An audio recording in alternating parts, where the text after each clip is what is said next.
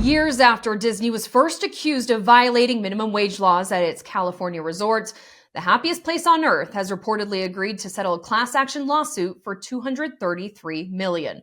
The Los Angeles Times was first to report the company approved the preliminary settlement, which will now go to a judge.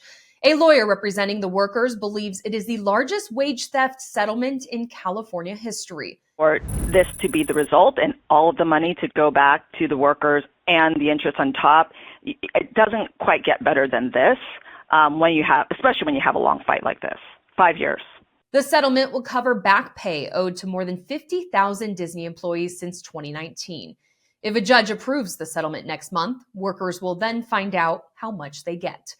Here's where the roller coaster went off track. Back in 2018, Anaheim voters approved ballot Measure L, which specifically required employers at Disneyland and Anaheim resort zones to pay a higher minimum wage. Starting in 2019, that was $15 an hour. It increased $1 every year to $18 an hour by 2022. From there, it starts rising by the cost of inflation. In 2024, the rate is $19.90 an hour. Disneyland was the target because of the reported tax rebates it gets from the city. The ballot measure got a big boost from this 2018 survey of Disneyland employees called Working for the Mouse. The report said Disneyland employees report high instances of homelessness, food insecurity, ever-shifting work schedules, extra long commutes, and low wages. Almost 3/4 say that they do not earn enough money to cover basic expenses every month.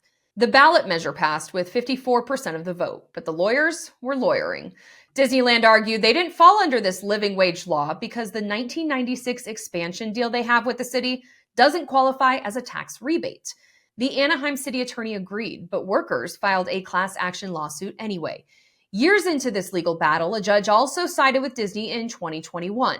But by 2023, the District Court of Appeal reversed the ruling, saying Disney did fall under the living wage law and therefore was illegally evading it for years. The California Supreme Court declined to hear the case, effectively ending Disney's fight. This is going to make a huge difference. Disney is meeting the Measure L hourly rate, and going forward, they're going to match the increase. So this is going to change lives in a real way, and I'm not just saying those words. It's really going to change the lives of the Disney employees and their families. So it's a big deal. It's a real big deal. In a statement to the LA Times, Disneyland said, "We are pleased that this matter is nearing resolution. Currently, all cast members make at least the Measure L requirement of $19.90 per hour, and in fact, 95% of them make more." This summer, Disneyland staved off a strike by agreeing to a 3-year contract with unionized workers that pays a $24 minimum wage for 2024. For Straight Air News, I'm Simone Del Rosario.